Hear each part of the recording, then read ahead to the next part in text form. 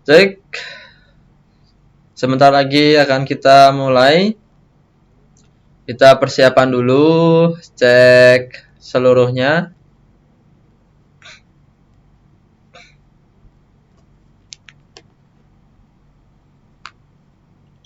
Cek suara.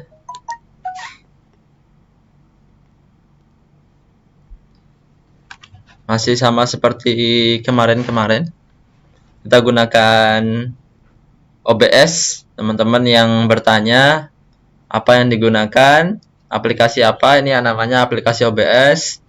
Teman-teman kalau ingin mengadakan kegiatan juga serupa dengan kegiatan ini melalui Facebook Group, bisa dengan menampilkan PowerPoint pula, dilakukan dengan cara mendownload dulu yang namanya OBS ini, sehingga di dalam layar ada file presentasinya dan juga ada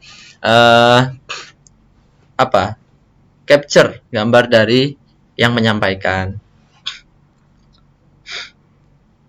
Bagaimana teman-teman suaranya?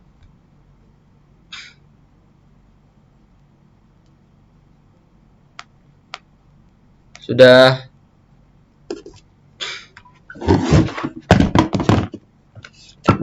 yang namanya OBS ini, sehingga layar ada. Baik, sudah hadir beberapa peserta pada pagi hari ini. Silahkan mempersiapkan dulu seluruhnya, memposisikan diri senyaman-nyamannya teman-teman dimanapun berada. Kurang lebih pada kesempatan siang ini atau kesempatan pagi hari ini, kembali kita akan berdiskusi, sharing berkaitan dengan budidaya ayam broiler atau pedaging.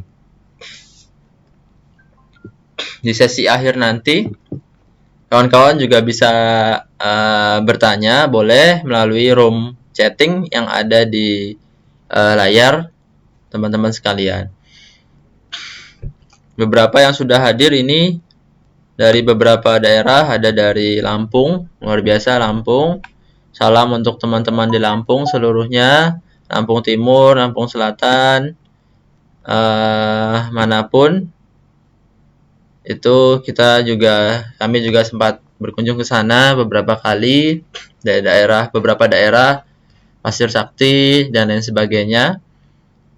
Memang dalam kondisi seperti ini, keterbatasan tidak menyurutkan kita semua untuk tetap melakukan kegiatan diskusi.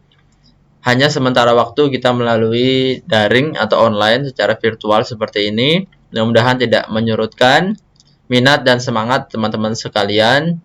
Ditambah lagi banyak sekali sebetulnya beberapa kegiatan yang bisa dilakukan saat pandemi, salah satunya dengan bertani, beternak, dan lain sebagainya. Kemudian dari Kudus juga hadir, terima kasih. Dari Jombang juga hadir. Dari Tegal, Jawa Tengah. Memang menarik disampaikan data oleh Pak Eko ya kemarin, bahwasannya memang ada beberapa peserta teman-teman kita di grup ini itu juga berasal bukan hanya dari satu daerah, tetapi dari berbagai daerah, berbagai wilayah, baik di Indonesia, di Pulau Jawa, Pulau Kalimantan, Sulawesi, Papua, kemudian Jawa pun itu juga banyak sekali, sehingga di dalam grup ini sebetulnya kita sangat beragam, bertemu banyak sekali orang-orang dari berbagai daerah. Kemudian bukan hanya dari luar negeri, bukan hanya dari dalam negeri, ternyata juga ada yang berasal dari luar negeri. Nah, luar biasa teman-teman sekalian, ternyata peminat NASA itu memang bukan hanya nasional tetapi internasional, sehingga alangkah baiknya kawan-kawan sekalian juga mulai mempersiapkan atau sudah mempersiapkan kembali, memantapkan untuk memantapkan diri di NASA untuk memasarkan, mengenalkan produk-produk kita bukan hanya di dalam negeri tetapi juga di luar negeri. Bukan cuma di daerahnya sendiri, tetapi di luar daerah, bahkan di luar. Nah, untuk itu kurang lebih dalam waktu 2-3 menit ke depan kita akan membahas salah satu komoditas peternakan, salah satu jenis hewan ternak yang sangat populer di negeri ini, di mana itu adalah sejauh ini dilihat dari data yang ada bahwa memang populasi terbanyak itu kan ayam. Nah, teman-teman sehari-hari pasti menemukan atau sangat mudah menemukan yang namanya peternakan ayam. Nah, sehingga dalam 2 sesi kemarin sudah kita sampaikan beberapa poin, dan insya Allah pada kesempatan pagi hari ini kita juga akan sampaikan materi yang terakhir, dan nanti setelah ayam pedaging atau broiler ini selesai, nanti kita akan membahas komoditas ternak lainnya. Nah, berdasarkan hasil komentar kemudian pertimbangan kami, insya Allah ke depan atau pekan depan akan kami sampaikan juga yang berkaitan dengan perunggasan. Mudah-mudahan insya Allah kita akan sampaikan materi selanjutnya yang berkaitan dengan ayam petelur. Nah, jadi ternyata tidak hanya ayam broiler, ayam pedaging yang menjadi favorit, tetapi juga di meja makan kita itu rata-rata pasti ada yang namanya telur. Nah, ternyata bukan hanya di meja makan, tetapi juga di kulkas. Nah, ada yang namanya telur ayam. Nah, sehingga kita harus runut telur itu asalnya dari mana. Ternyata memang berasal dari hewan ternak. Sehingga di pekan ke depan kita akan membahas berkaitan dengan ayam petelur. Mungkin 1 atau 2 sesi yang berkaitan dengan ayam petelur. Baik, pada kesempatan pagi hari ini kita persiapkan dulu. Ini berkaitan dengan ayam potong atau ayam pedaging, kurang lebih selama 1 jam ke depan atau sampai jam 11 ya, atau teman-teman yang dari daerah lain menyesuaikan waktunya, kurang lebih selama 1 jam ke depan kita akan diskusi. Mungkin nanti kalau ada sesi tanya jawab, kami upayakan untuk menjawab pertanyaan yang disampaikan melalui room chatting, kemudian akan kami jelaskan pula, karena ini kesempatan yang terakhir untuk ayam potong, ayam broiler. Jika memang belum ada yang atau masih ada yang penasaran, yang ketinggalan informasi sebelumnya, nanti akan kami kirimkan filenya. Nah, jadi filenya ini, PowerPoint-nya nanti lengkap dari sesi awal 1, 2, dan 3. Jadi runtut dari awal sampai akhir itu berkaitan dengan sukses budidaya ayam potong dengan menggunakan teknologi NASA. Nah, jadi teman-teman bisa mendownload materinya, kemudian bisa menonton atau mempelajari materi tersebut melalui Facebook ini. Jadi nanti bisa dilihat di Facebooknya. Kalau mungkin ada yang hilang susah mencari videonya, memang beberapa ada yang kami rekam, kemudian saya publish di YouTube. Nah, teman-teman mungkin kalau ada yang belum tahu, di upload juga di YouTube TS peternakan, yaitu Rifki Dimas Aji TS. Teman-teman bisa juga cek di YouTube-nya. Kalau memang di Facebook ini mungkin agak tertimbun beberapa video. Nah, jadi di situ bukan hanya video ini, tapi juga ada beberapa berkaitan dengan peternakan. Silahkan bisa dilihat juga di sana. Baik, kita mulai kesempatan pagi hari ini. Di sini memang banyak sekali yang hadir dan berapa orang sudah mengikuti, bahkan dari berbagai wilayah. Tadi ya, saya baru menyebutkan beberapa daerah. Yang daerah yang belum saya sebutkan jangan iri, jangan minder, karena memang banyak sekali daerah-daerah yang memang bisa menyaksikan video ini bebas di luaran sana. Tadi ada Bone, kemudian ada Karawang, dan lain sebagainya, Karanganyar, hadir semua, alhamdulillah. Dan mudah-mudahan kawan-kawan tetap dilindungi, sehat semua dimanapun berada. Baik, bismillahirrahmanirrahim. Assalamualaikum warahmatullahi wabarakatuh. Semangat pagi, mitra NASA dimanapun berada. Syukur alhamdulillah pada kesempatan pagi hari ini kembali kami dan kawan-kawan semua mudah-mudahan masih diberikan berbagai macam nikmat. Salah satunya adalah nikmat kesehatan, sehingga pada kesempatan hari ini kita tetap bisa bertemu secara daring. Nah, jadi tidak secara langsung tapi secara virtual, secara online.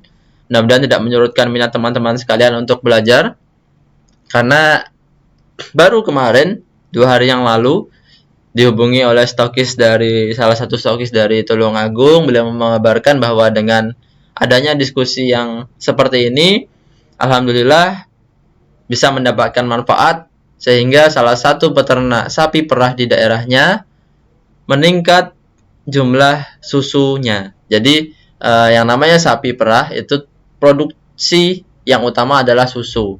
Nah, produksi susu bisa kita tingkatkan hanya dengan menggunakan beberapa kali teknologi NASA. Nah, jadi dari sini diskusinya apa, kemudian apa yang bisa diambil menjadi manfaat, diterapkan, ternyata memang memberikan efek yang luar biasa sehingga peternak tersebut ikut menjadi bagian dari NASA melalui stokis yang ada di Tulungagung tersebut. Artinya mereka yakin karena sudah membuktikan sendiri. Mudah-mudahan ini salah satu awal membuka pintu, mengetuk pintu sehingga mereka bisa membuka pintu-pintu yang lain sehingga para peternak di daerah Tulungagung bisa memanfaatkannya. Nah, jadi ini baru satu contoh, banyak sekali daerah-daerah lain yang benar-benar bisa merasakan manfaat ini semua sehingga kami harapkan teman-teman dimanapun berada nantinya juga akan mendapatkan rasa yang sama. Nah, sehingga kita sama-sama membantu, sama-sama jika ada teman-teman yang ingin bertanya kalau kesah bagian apa, apalagi teknologi NASA ini yang bagian peternakan sekarang hanya ada 2, apakah manfaatnya sama atau tidak dan lain sebagainya, bisa juga langsung tanyakan pada kami. Baik, sukses budidaya ayam potong. Nah, ini merupakan serial yang terakhir, yang ketiga. Jadi, di 2 seri yang sebelumnya, seri pertama, kita sudah membahas yang berkaitan dengan basic atau awal, atau dasar sekali dalam budidaya ayam broiler. Yang berkaitan dengan rasa cinta dan kasih sayang kita terhadap ternak ayam, sehingga mereka menghasilkan produksi yang luar biasa. Nah, jadi kalau kita berkaitan dengan makhluk hidup, tentu kita harus juga menyertakan rasa. Nah, sehingga mereka pun pasti akan merasakan manfaat, merasakan kesenangan, sehingga mereka pasti memberikan rasa terima kasih terhadap pelaku ataupun peternaknya. Dengan apa rasa terima kasih tersebut? Kita atau ternak itu memberikan dengan produksi yang maksimal, baik itu daging, telur maupun susunya nanti. Nah, sehingga basic awal dari rasa cinta dan kasih sayang kemarin, harapannya teman-teman manfaatkan semua, rasakan semua sehingga produksi bisa terus bertambah. Nah, kenapa demikian? Kenapa harus ada rasa cinta dan kasih sayang? Nah, itu pembahasannya lengkap ada di sesi yang pertama. Nah, teman-teman yang belum sempat menyaksikan silahkan menyaksikan yang pertama. Kemudian yang kedua, kita sudah masuk ke bagian manajemen pemeliharaan. Faktor-faktor yang berpengaruh itu ada beberapa, dalam hal ini ada 5 titik poin, titik tekan yang kami sampaikan, plus 1 yang namanya basic juga, yaitu bibit atau DOC. Nah, itu juga diulas di sesi 1 dan kedua. Ada beberapa, yang pertama kita bahas itu berkaitan dengan memilih bibit yang bagus, DOC yang bagus, kemudian ketika sudah dapat, kita masukkan ke kandang, dan di kandang itu bagaimana kita mengelolanya, itu juga ada di pembahasan sebelumnya. Ketika sudah masuk di kandang, apakah perlu pemanasan, apakah perlu kandang yang bagus seperti apa, dan lain sebagainya. Kemudian, selama mereka tumbuh, tentu ada beberapa faktor juga yang mempengaruhi. Nah, kita juga bahas kemarin yang berkaitan dengan pakan. Nah, tentu juga perlu yang namanya pakan. Pakan sangat penting dalam usaha peternakan. Bahkan pengaruhnya sampai dengan 70%. Nah, sehingga teman-teman kemarin yang belum sempat menyaksikan itu ada di seri yang kedua. Berkaitan dengan pakan. Kemudian upaya pengendalian penyakit dan kebersihan. Pengendalian penyakit kita bisa gunakan dengan vaksinasi dan juga dengan biosecurity. Itu 2 hal yang berbeda. Biosecurity mencegah dari luar, sedangkan vaksinasi itu dari dalam dengan divaksin, menawar atau melawan penyakitnya. Vaksinnya kalau untuk peternakan sudah ditemukan semua, berbeda dengan vaksin-vaksin yang masih terus dicari, yang digunakan untuk virus yang selama ini ada, yaitu COVID-19. Nah, ini vaksinnya belum ditemukan sampai sekarang. Nah, sehingga penyakitnya pun masih ada. Nah, kalau untuk peternakan itu juga sudah ada vaksinnya masing-masing, sehingga perlu diterapkan sehingga tidak ada yang namanya virus atau penyakit yang berbahaya, yang sangat masif membunuhnya, yang sangat menular. Nah, sehingga itu semua bisa ditangani. Kemudian juga ada kebersihan dan pengendalian penyakit. Kemudian ada teknologi. Nah, ini sangat penting karena dengan teknologi semua bisa terkendalikan. Nah, teknologi apa? Ternyata bukan hanya teknologi yang bersifat fisik langsung, tetapi juga ada teknologi yang mampu meningkatkan pencernaan pakan, menambah nafsu makan, mengurangi bau kotoran kandang, dan lain sebagainya. Itu kita kupas di sesi kedua kemarin, yaitu dengan teknologi NASA. Nah, jadi lebih dalamnya ada di sesi kedua, dan seri yang ketiga ini kita lebih membahas tentang teknis budidaya. Nah, jadi teman-teman pahami bahwa ketika ayam masuk kandang, itu apa saja yang diperlakukan, itu akan kita bahas dari minggu ke minggu sampai dengan panen. Nah, sehingga dengan mengetahui ini, teman-teman bisa semakin yakin, paham, dan menjelaskan teknologi NASA itu lebih mudah. Karena kita nanti berikannya kan ke pakan atau ke air minum. Tentu pemberian ke air minum setiap fase berbeda pemberiannya. Nah, berapa air minum yang dibutuhkan ternak, kemudian dosisnya NASA seberapa, nanti kita akan sampaikan. Kemudian di awal juga nanti akan dijelaskan bahwa memang dalam budidaya itu ada beberapa yang harus diperhatikan. Nah, apa yang perlu diperhatikan yaitu beberapa dasar-dasar, baik itu tempat pakan, tempat air minum, kemudian dasar kandang. Nah, langsung saja kita lanjutkan di slide yang kedua, yaitu dari sukses budidaya ayam potong, alat dan perlengkapan kandang. Nah, jadi teman-teman di sini harus mengetahui apa yang harus ada di dalam kandang dahulu. Nah, ketika memang ternak itu sampai di kandang kita, kemarin kita bahas bahwa sudah disiapkan dulu. Jangan kemudian ternaknya baru datang, baru bersih-bersih, baru angkut-angkut, baru beres-beres. Tentu ternak akan merasa tidak nyaman. Sama seperti kita manusia, pindahan rumah, tentu kalau masih di awal, perlu bersih-bersih, perlu ngangkut barang, menyusun barang-barang, dan lain sebagainya. Itu akan merasa lebih berat daripada kita datang, itu dalam keadaan yang sudah siap, sudah bersih, kemudian sudah tersedia pakan dan air minumnya, kemudian ternak sudah merasa hangat, tentu produksi di awal akan tinggi. Dan untuk ayam ini memang yang paling utama pertumbuhannya ada di awal. Nah, sehingga kemarin kita sampaikan kalau ibarat mobil balap, ayam ini adalah gasnya. Di awal itu adalah tancap gasnya. Jadi kalau dari awal itu sudah lambat, nah nanti ke depan juga akan lambat, sulit untuk mengejar. Tentu kalau kita dari startnya sudah bagus, lebih awal, nah ini tentu dia akan cepat juga. Karena kemarin kita ibaratkan bahwa cepat bergeraknya atau tumbuhnya cepat seperti F1 lah, dibanding dengan mobil-mobil biasa di jalan. Nah, sehingga kalau ketemu polisi tidur contohnya, siapa yang akan celaka? Nah, tentu yang cepat ini. Apalagi ketemu halangan lainnya.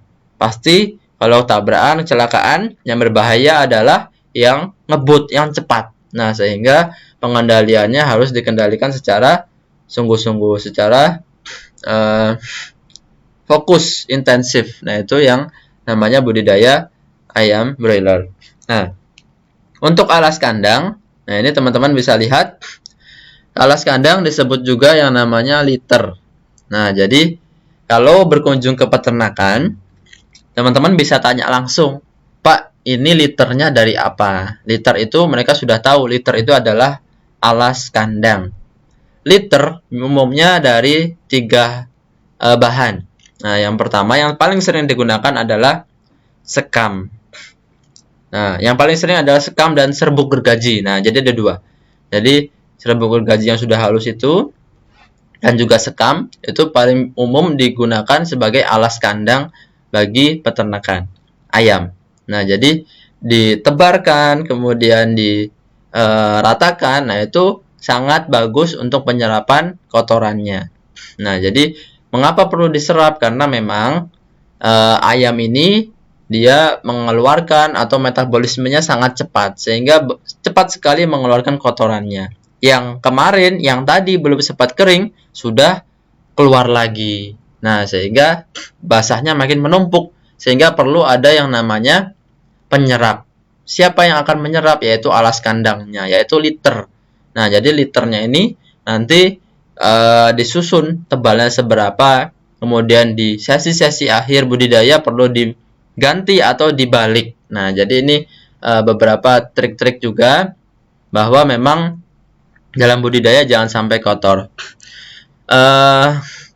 Penyerapan ini memang salah satu tujuannya untuk menghindari ternak dari yang namanya penyakit disebabkan oleh pernafasan. Banyak sekali penyakit ternak yang disebabkan oleh bau atau aroma kandang, yaitu aroma kandang itu kan disebabkan oleh gas amonia. Tentu ketika gas amonia ke udara menyebabkan bau.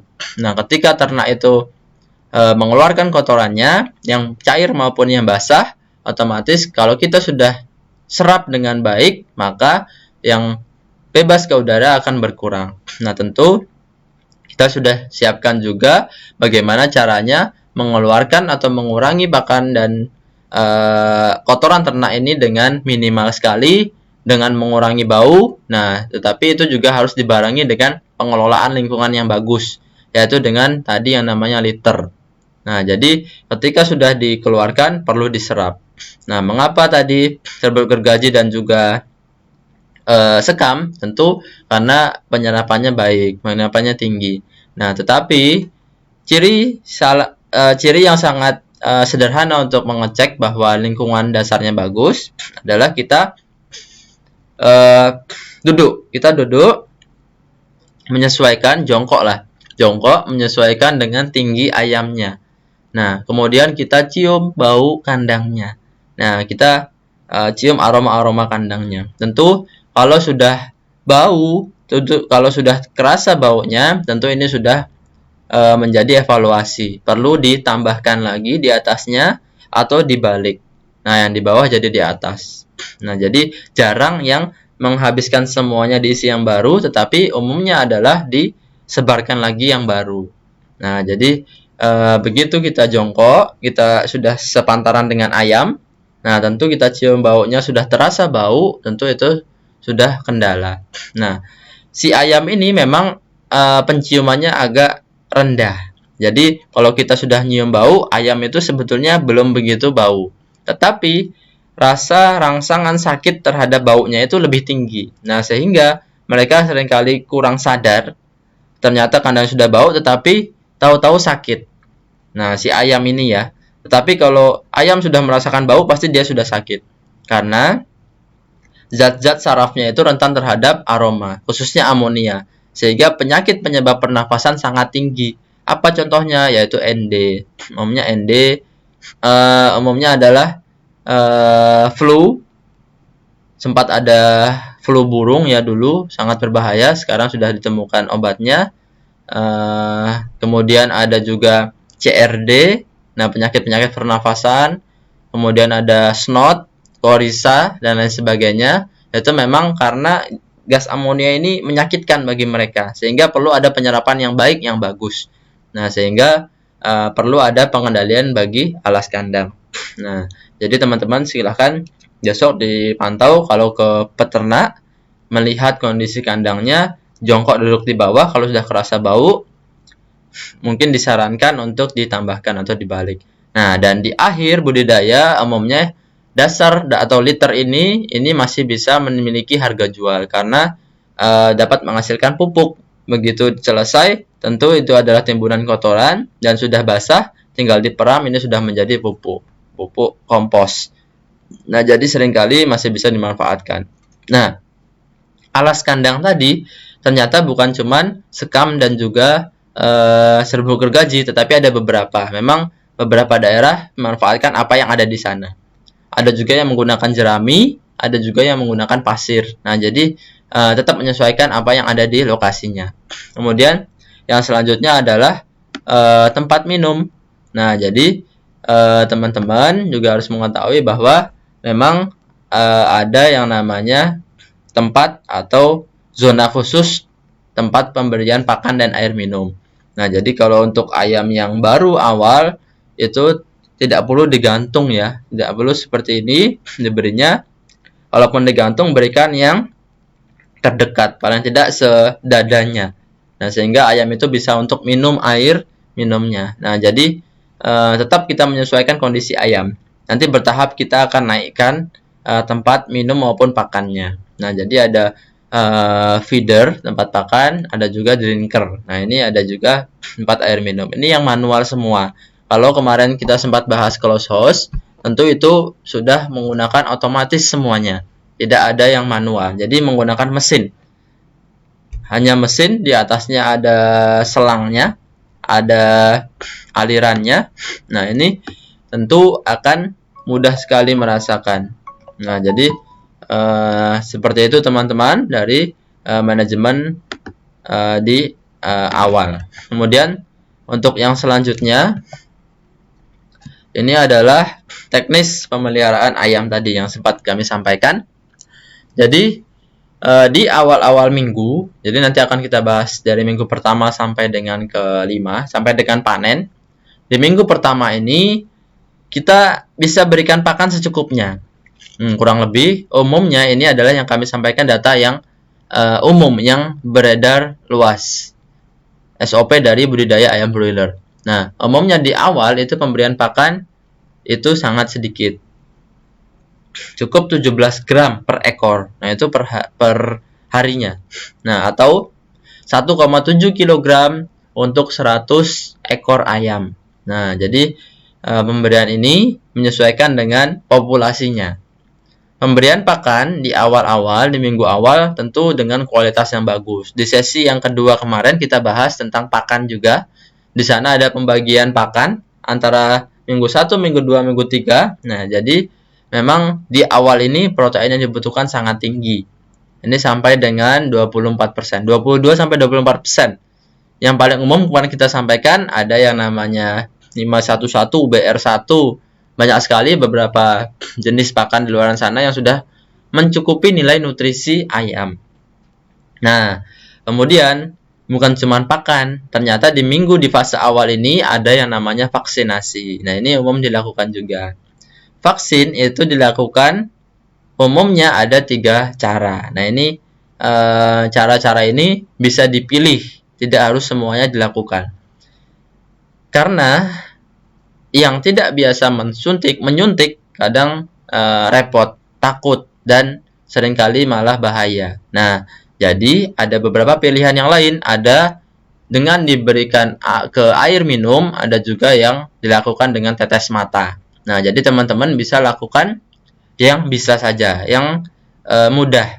Jadi vaksin di awal ini umumnya untuk mengantisipasi penyakit yang namanya ND. Jadi vaksinnya vaksin ND, Newcastle disease, atau penyakit tetelo kalau bahasa Jawanya, bahasa serapan kita tetelo. Kemudian cirinya kepalanya itu muter-muter biasanya. Kalau udah sakit itu sangat bahaya. Itu mati kurang dari 2 jam bisa, dan banyak menyebarkan ke wilayah-wilayah sekitar kandang. Kandang yang lain juga bisa menular. Sehingga penanganan perlu dilakukan dengan cara vaksinasi. Umumnya di hari ke-5. Kemudian pemberian air minum. Nah, ini untuk ternak yang baru datang, DOC yang baru datang, ketika kita beli ayam, kemudian kita berikan di kandang ayam, tentu sudah ada yang namanya pemanas ayam. Karena ayam yang baru datang itu mereka belum punya baju, belum memiliki pakaian, sehingga masih merasa dingin. Tentu kita berikan pemanas. Nah, karena memang suhu tubuhnya tinggi, kita berikan pemanas untuk membantu menghangatkan. Kemudian juga langsung diberikan air minum yang sudah dicampurkan dengan air gula. Nah, ini sangat umum dilakukan oleh para peternak. Karena apa? Karena ketika dalam perjalanan itu ternak akan mudah sekali yang namanya kekurangan cairan, nutrisi.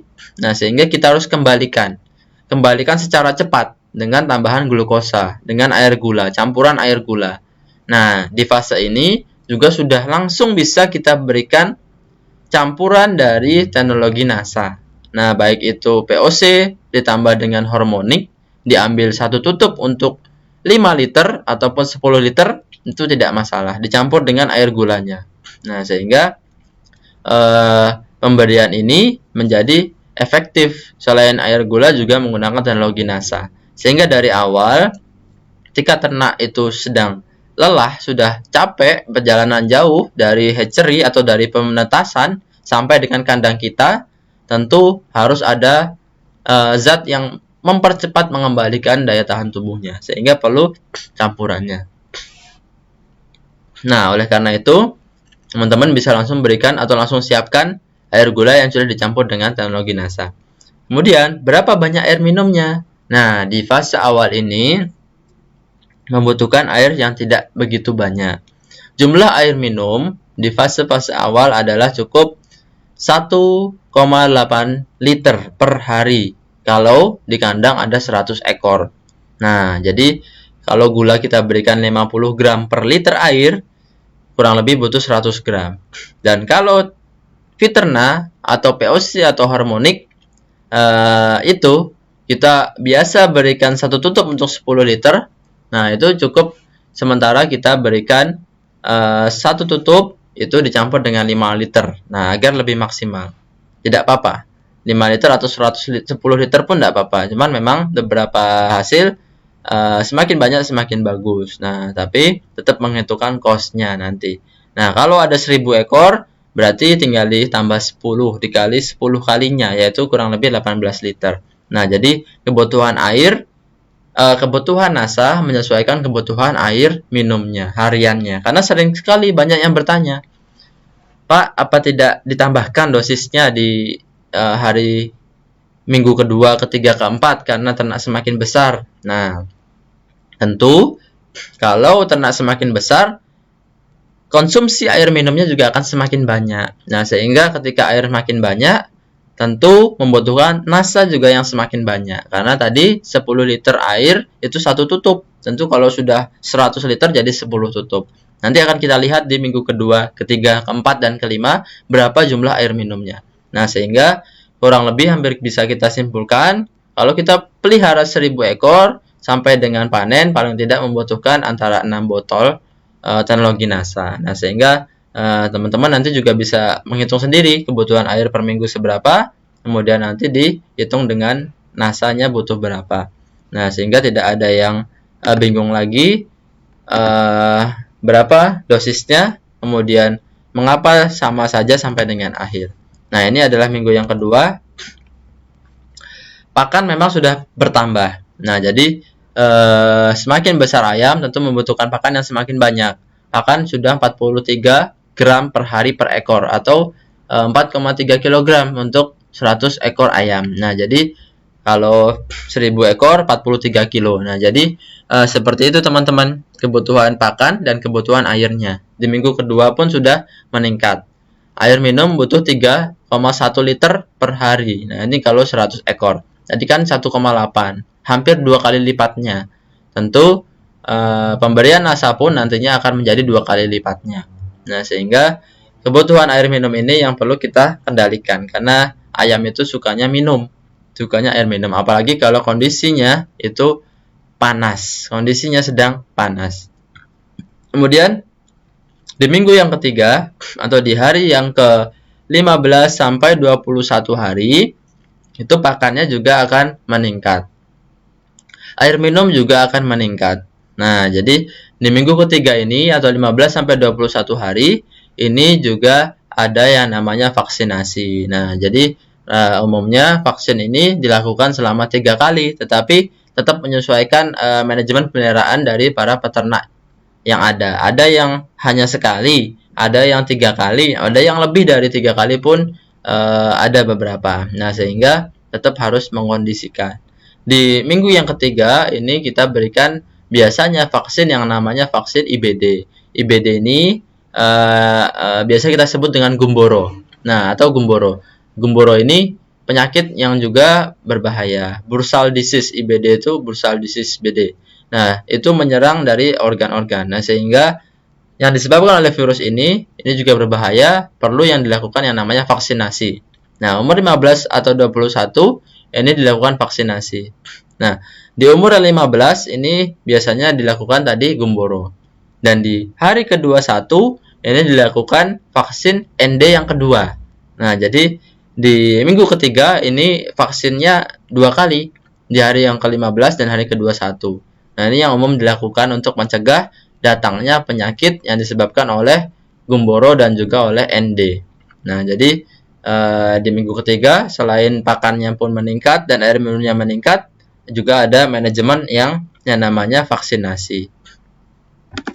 Kemudian di minggu selanjutnya, minggu keempat, ini hari yang ke-22 sampai 28. Nah, jadi di minggu ini perlu yang namanya sampling bobot badan. Nah, sampling ini memang bertujuan untuk melihat bagaimana perkembangan dari ayam kita. Apakah normal, apakah tidak. Kemudian kalau tidak normal, kita cari tahu apa yang menyebabkan tidak normal. Nah, tentu umumnya ini rata-rata ayam yang beredar di luaran sana itu berat badan minimal 1,25 kg. Nah, ini teman-teman bisa lebih tinggi tentu kalau sudah menggunakan teknologi NASA. Umur ayam rentan terhadap penyakit itu umur segini. Nah, jadi ketika kotoran banyak sudah dikeluarkan, kemudian kandang sudah lama, sudah selama 3 minggu itu tidak diapa-apakan, tidak ada desinfektan, tidak ada pembersihan dan lain sebagainya, timbunan kotoran semakin banyak, otomatis rentan terhadap penyakit karena penyebabnya juga semakin banyak. Jadi di umur segini kita harus hati-hati, tetap memberikan penanganan intensif terhadap budidaya ayam kita. Di minggu keempat ini pakan pun meningkat. Nah, ini 9 kilo untuk 100 ekor ayam. Nah, jadi kalau ada 1091 kilo, nah ini sangat banyak sekali, luar biasa, sehingga seringkali atau kita sebut pakan ini memang biaya tertinggi dalam budidaya. Nah, sehingga teman-teman seharusnya sudah bisa menghemat pakan. Menghemat pakan dengan cara mempercepat panennya, tetapi bobot badannya tetap sama, atau nanti di akhir pakannya masih ada sisa.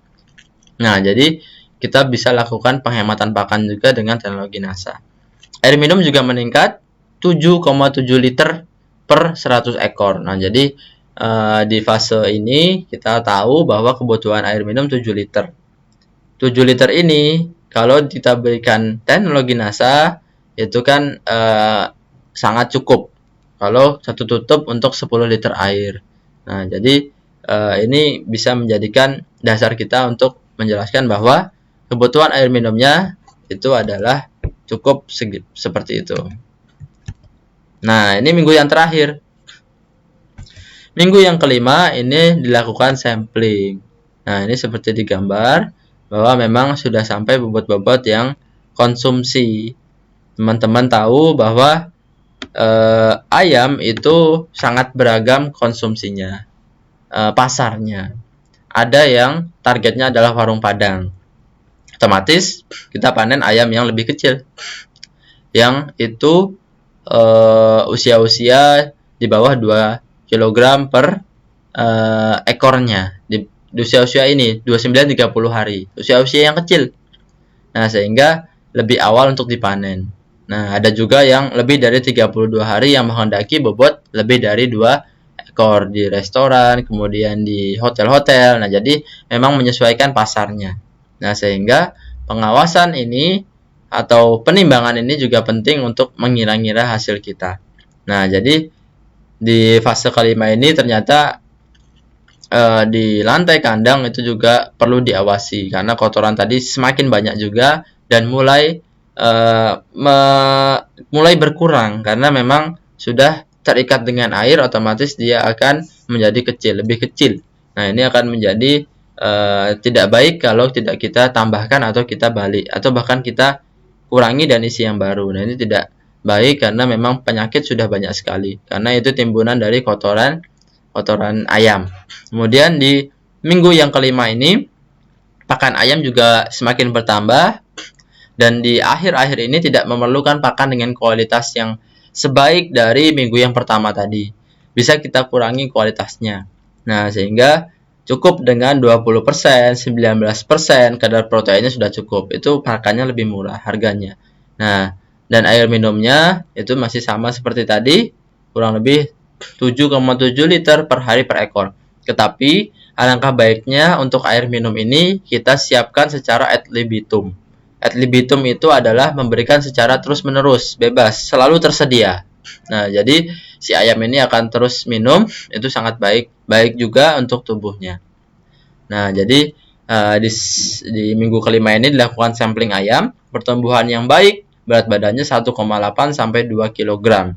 Nah, ini dengan NASA sangat bisa lebih dari 2 kg. Banyak sekali yang sudah menjelaskan, menginfokan bahwa ada yang 28 hari, ada yang 32 hari, ternyata sudah sampai 2 kg. Ini luar biasa sekali. Kurang dari 35 hari. Bahkan 35 hari yang biasanya 2 kilo menjadi 32 hari.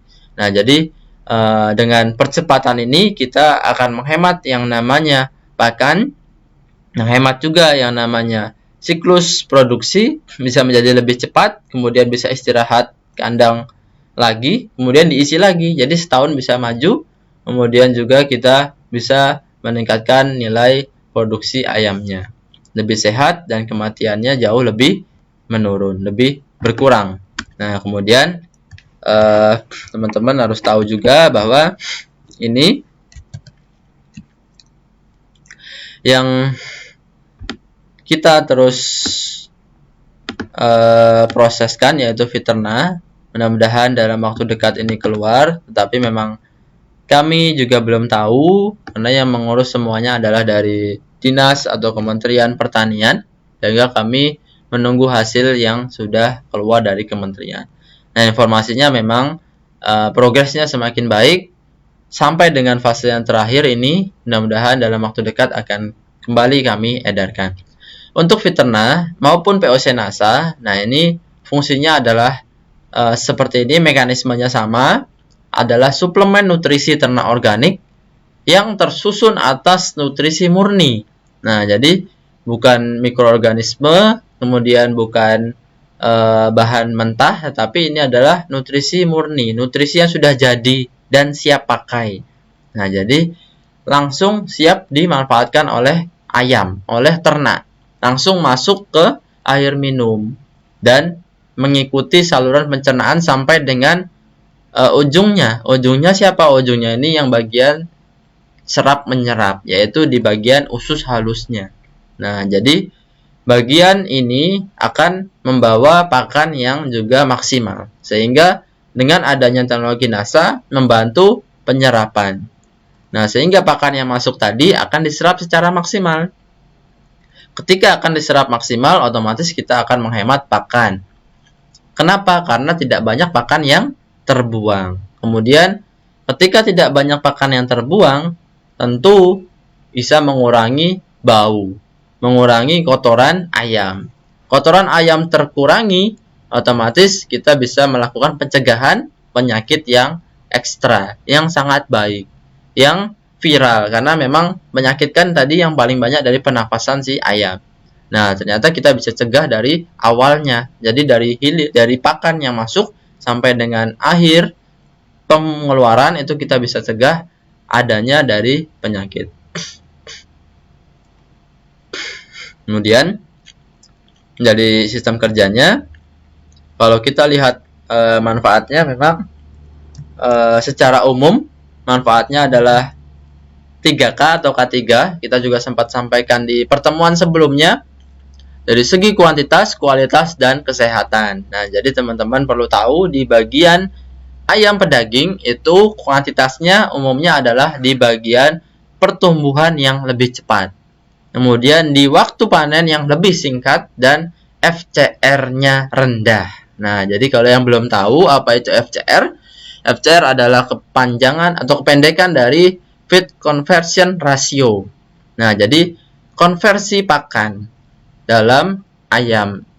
Ketika FCR-nya rendah, artinya banyak yang diserap oleh ayam. Tetapi kalau FCR-nya tinggi, banyak yang dibuang oleh ayam. FCR ini adalah hasil dari perbandingan pakan yang masuk dibanding dengan bobot badan yang jadi. Nah, jadi kalau ada total 1,5 kg pakan yang diberikan ke ayam, dan dari 1,5 tadi mampu menambah berat badan 1 kg, berarti 1,5 dibagi dengan 1 sama dengan 1,5. Nah, berarti FCR-nya sama dengan 1,5. Nah, jadi kalau si peternak bilang, Pak, FCR-nya berapa? FCR-nya 1,5. Oh, berarti jadi dari 1,5 kg bisa menjadi daging 1 kg. Bisa jadi bobot ternak 1 kg. Nah, jadi kita perlu kurangi, efisienkan yang namanya FCR tadi. Dari 1,5 kita harus tekan menjadi 1,3 atau 1,2. Nah, sehingga dari 1,2 kg pakan yang masuk dalam tubuh ternak bisa menjadi 1 kg daging. Nah, jadi kita bisa hemat kurang lebih, kalau tadi 1,5 sekarang 1,2, berarti kita bisa hemat 300 gram. Nah, 300 gram kalau ada 10 ekor, yaitu jadi 3 kilo. Kalau ada 100, 30 kilo. Kalau ada 1000, 100 ribu, 1 juta, silahkan dikali sendiri. Nah, dikali lagi dengan harga pakan yang sekarang kurang lebih sekitar 400 sampai 450 ribu per 50 kilo per saknya, atau kurang lebih 8 ribu per kilo. Kalau kita bisa hemat sampai dengan 30 kilo, berarti kita hemat kurang lebih ada 240 ribu. Nah, kalau 300 kilo 3.000, 3 ton, silahkan dikali sendiri. Nah, jadi memang perlu kita lakukan teknologi yang sangat dibutuhkan oleh para peternak. Ternyata bukan hanya kuantitas, tetapi juga ada kualitas. Kualitas ini ada dari beberapa aspek.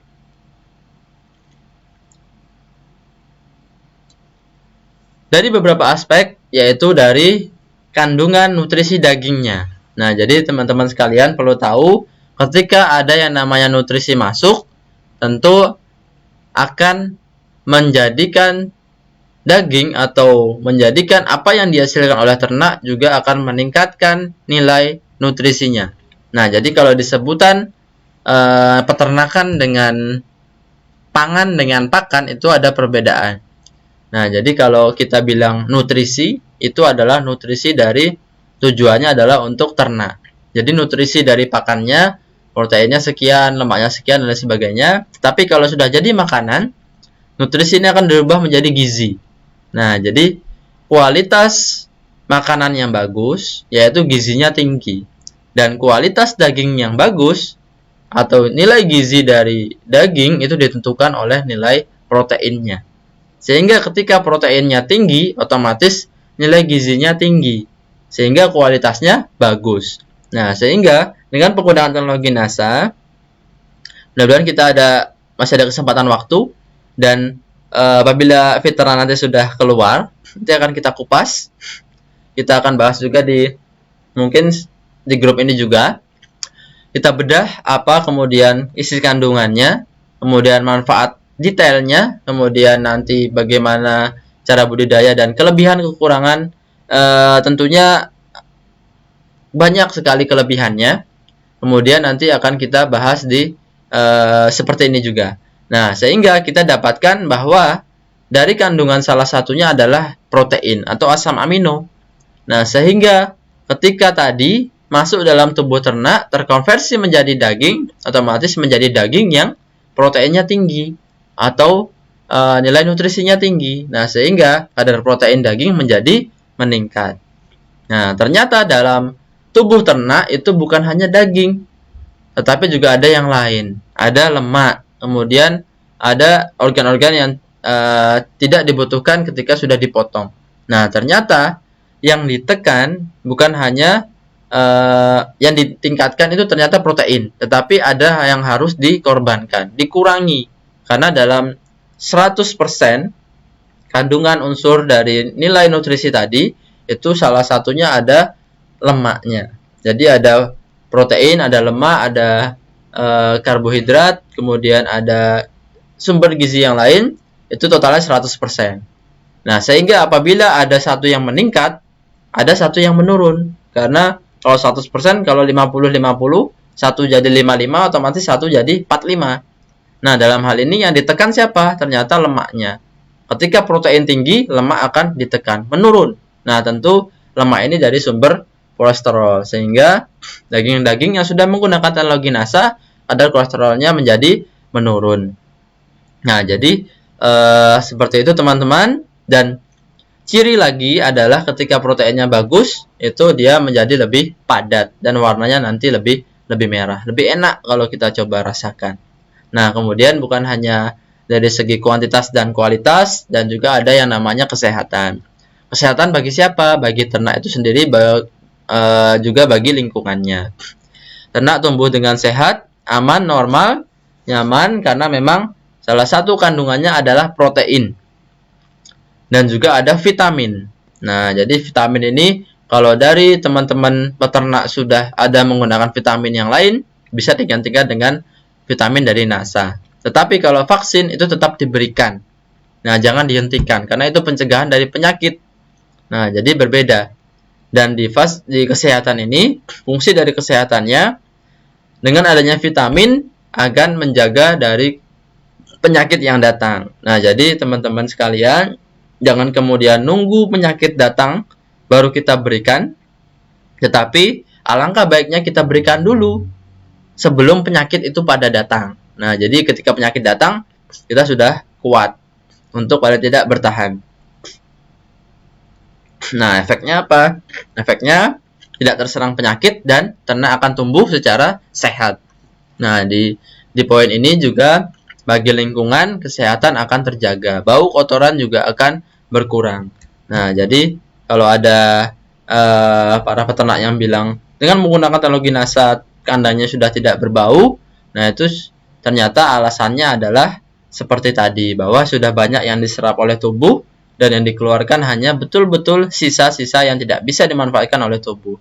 Sehingga itu yang membuat aroma kandang, kotorannya itu sudah bagus, sudah baik. Nah, teman-teman, selain dari tadi yang per minggunya, ini adalah dosis juga yang umum. Yang umum yang kita ketahui bahwa pemberian dari awal sampai dengan panen itu sama, yaitu 1 tutup dicampurkan ke 10 liter air minum, atau 1 cc, 1 mili untuk pelarutan ke 1 liter air minum. Nah, ini kalau 1 mili 1 cc sangat sedikit, sangat susah kalau peternak menghitungnya. Otomatis kita bisa langsung campurkan ke 10 liter air minum, tetapi tetap berikan 1 tutup atau 10 mili. 1 tutup itu kurang lebih 10 mili, 10-12. Nah, jadi pemberian ini akan sangat bagus bagi hewan ternak. Kemudian beberapa yang sudah menggunakan memang banyak sekali, hasilnya yang bagus, bukan cuma di kondisi yang normal, tetapi beberapa tidak normal. Maksudnya adalah yang tadinya kandang-kandangnya terserang penyakit, setelah dengan menggunakan teknologi NASA ternyata membantu untuk menjaga kekebalan tubuh sehingga ternaknya sudah tidak mudah terserang penyakit lagi. Nah, jadi memang apabila sudah ada yang di kandangnya itu ada yang sampai dengan endemik itu penyakit yang sudah menetap di sana dan sudah dibunuh berapa kali, ternyata masih sering muncul, ternyata bisa untuk membantu. Di beberapa daerah juga banyak yang bisa menanganinya. Bukan hanya produksi bagus, tetapi bisa mencegah dari yang namanya penyakit. Dan yang teman-teman saksikan di layar sekarang yaitu kondisi kualitas dari daging ayam. Nah, ini jelas bahwa memang terlihat lebih bagus daripada tidak menggunakan. Yang menggunakan dia lebih padat, cerah, tidak lembek, tinggi protein. Dan yang tidak menggunakan ini lebih lembek. Nah, warnanya curang cerah, tidak kompak, tidak padat, tinggi kolesterol. Nah, ternyata setelah kita lakukan proses yang namanya pengujian juga, itu menunjukkan bahwa kadar protein meningkat setelah menggunakan teknologi NASA. Berbeda dengan yang tidak menggunakan. Nah, dan seperti yang tadi kita diskusikan bahwa kadar kolesterol pun menurun. Nah, jadi kita bisa lihat, saksikan juga proteinnya meningkat, lemaknya menurun, kolesterolnya menurun. Yang menggunakan 22%, yang tidak menggunakan 20%. Nah, jadi ada kenaikan 20% dari kadar proteinnya. Tentu ini akan meningkatkan nilai gizi yang sudah menggunakan dari teknologi NASA. Kemudian kalau kita lihat tadi kotorannya, nah ini kotorannya setelah kita ujikan juga, kadar dari amonia itu sangat berkurang. Nah, jadi kalau sekarang juga lagi rame, lagi viral yang peledakan di Lebanon itu juga ada amonianya, tentu memang ini adalah gas. Nah, jadi kalau kita kurangi, kita tekan, nah ternyata juga bisa mengurangi dampak dari lingkungan. Karena memang penyebab dari penyakit pernafasan itu adalah gas amonia. Bukan hanya dari bau, tetapi juga kalau bagi ayam itu menyakitkan. Nah, jadi cara sederhana tadi kita jongkok, kita sepantaran dengan ayam. Apabila kita sudah mencium baunya, otomatis itu menjadikan rambu-rambu harus kita kelola dari liternya, alas kandangnya. Nah, jadi perlu ditambahkan liter atau dibalik liternya. Kalau bagi ayam belum bau itu, tetapi sudah dirasakan saraf-sarafnya sehingga merasakan sakit. Nah, ini bisa menjadi bahaya. Nah, dan sudah menggunakan Viterna itu kadar amonianya berkurang 0,30%. Berbeda dengan yang menggunakan Viterna 0,58%. Jadi ada selisih kurang lebih 0,28%. Nah, ini sudah sangat berkurang, mengurangi bau aroma kandang. Nah, kalau yang sering atau yang jarang berada di kandang, nah ini kalau yang jarang yang ada di kandang bilang kalau di kandang ayam itu masih bau. Nah, jadi yang bilang kalau kandang sudah tidak berbau itu umumnya adalah para peternak yang sehari-hari hidupnya atau berada di kandang, merasakan antara baunya yang luar biasa dengan yang sudah berkurang tadi. Sehingga kalau kita secara umum biasanya bilangnya masih bau, tetapi bagi mereka yang sehari-hari di sana sudah sangat berkurang, bahkan sudah tidak berbau. Nah, jadi seperti itu teman-teman sekalian. Monggo apabila yang ingin bertanya, bisa langsung melihat di room chatnya sehingga diketikkan, atau juga melihat di layar untuk menghubungi ke nomor kontak konsultasi kami yang ada. Untuk peternakan itu kode belakangnya 004 0811 2792 004. Untuk bertanya apapun boleh, ternak apapun boleh, ternak ayam, sapi, domba, bebek dan lain sebagainya silahkan. Baik itu menanya berkaitan dengan peternakan maupun perikanan. Jadi boleh saja silahkan menanyakan langsung. Apabila di dalam grup ini, di dalam komentar yang teman-teman tuliskan belum sempat terjawab, bisa langsung menanyakan di kontak konsultasi kami yang ada tersebut 0811 2792 004. Silahkan dicatat atau dihubungi nanti apabila ada pertanyaan. Baik teman-teman, itulah serial dari 3 sesi yang kami sampaikan berkaitan dengan ayam broiler. Insya Allah materi setelah ini akan kami kirimkan dalam bentuk PDF dalam grup pertanian organik NASA. File adalah dari awal sampai dengan akhir. Nah, jadi teman-teman bisa download, kemudian bisa mempelajari, sekaligus kalau mau menyaksikan ulang silahkan sambil melihat PowerPoint-nya sambil mendengarkan. Sekian, terima kasih. Apabila ada pertanyaan silahkan disampaikan melalui komentar. Insya Allah kita akan tunggu beberapa menit lagi sampai dengan jam 11 atau jam 11 lewat sedikit. Silahkan apabila ingin ditanyakan berkaitan dengan ternak ayam, ternak apapun, baik yang menghasilkan daging, telur maupun susu. Nah, karena memang hasil utama dari peternakan itu adalah daging, susu, dan telur. Nah, jadi ada yang namanya ayam pedaging, ada yang namanya sapi pedaging, sapi potong, ada yang namanya ayam potong, ada yang namanya kambing domba. Nah, kambing domba umumnya untuk dipotong, karena yang untuk diperah sedikit di Indonesia, hanya sedikit, tapi kalau di luar negeri banyak. Kambing PE itu umumnya diambil susunya, kambing etawa yang betina. Tetapi memang di Indonesia masih banyak juga yang untuk dikembangkan menghasilkan daging, dipotong. Baik, seperti itu yang kami sampaikan. Insya Allah di pekan depan juga akan hadir lagi dengan materi yang berbeda, dengan komoditas berbeda. Terima kasih teman-teman sekalian. Cukup sekian yang dapat kami sampaikan pada kesempatan pagi hari ini. Terima kasih. Oh, ini masih ada pertanyaan satu. Mungkin saya jawab dulu. Untuk pertanyaan gula ya. Di awal tadi memang sempat kita harus pulihkan ayam agar cepat kembali pulih dari perjalanan jauh. Mengapa demikian? Karena umumnya dari hatchery itu beberapa hari sebelumnya. Jadi kalau kita pesan untuk hari ini, itu kemarin atau lusa itu ternaknya sudah menetas. Nah, melalui perjalanan darat, dinaikin ke truk sampai dengan agen daerah, kemudian dari agen daerah ke kandang, itu paling tidak memakan waktu 2-3 hari.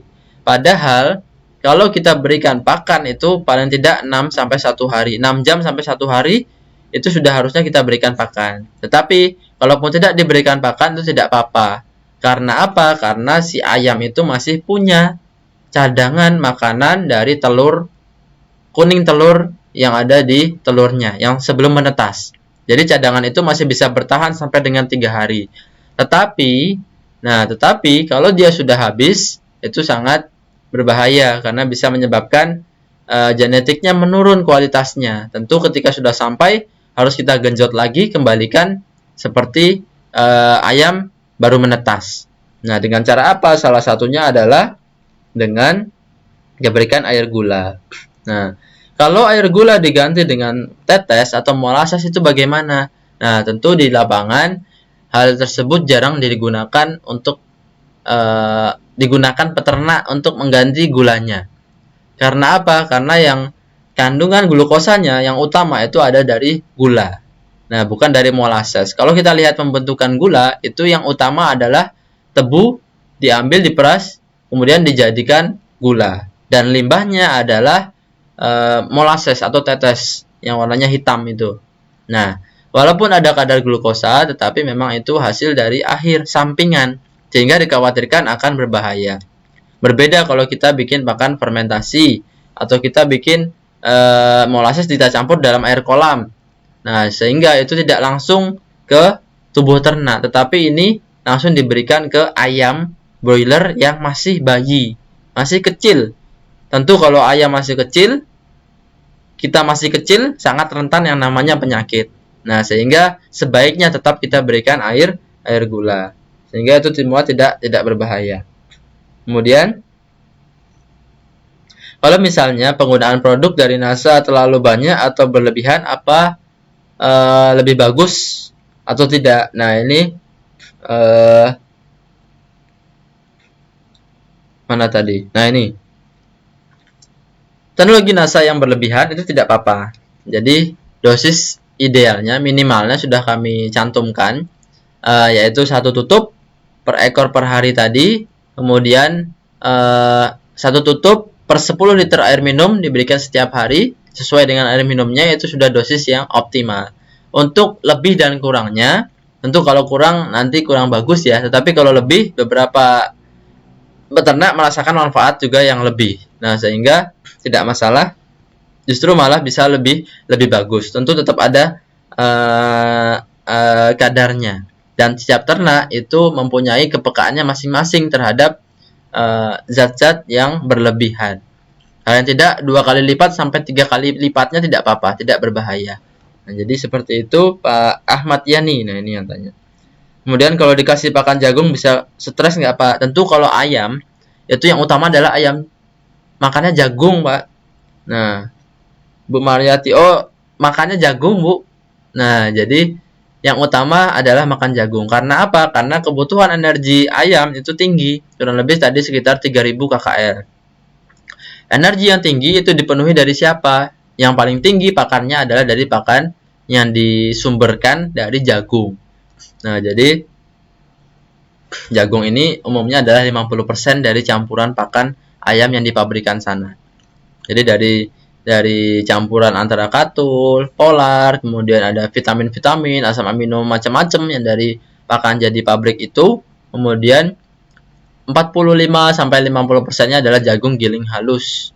Nah, jadi itu yang diberikan kepada ayam karena meningkatkan nilai energinya, menjadikan sumber energi bagi ayam. Karena kalau ayam butuhnya energi adalah 3000 sampai dengan 3100, sedangkan jagung 3300. Nah, jadi sudah melebihi tetapi dikurangi dengan campuran yang lain sumber protein. Jadi dalam sesi atau penyampaian di sebelumnya sempat kami sampaikan juga berbagai klasifikasi bahan pakan. Nah, bahan pakan sumber energi yaitu salah satunya adalah jagung. Tetapi proteinnya dia rendah. Nah, jadi dilengkapi dengan nilai keproteinnya tinggi tetapi yang energinya rendah dari bahan yang lain seperti bungkil-bungkilan. Jadi tidak apa-apa. Baik, seperti itu yang dapat kami sampaikan.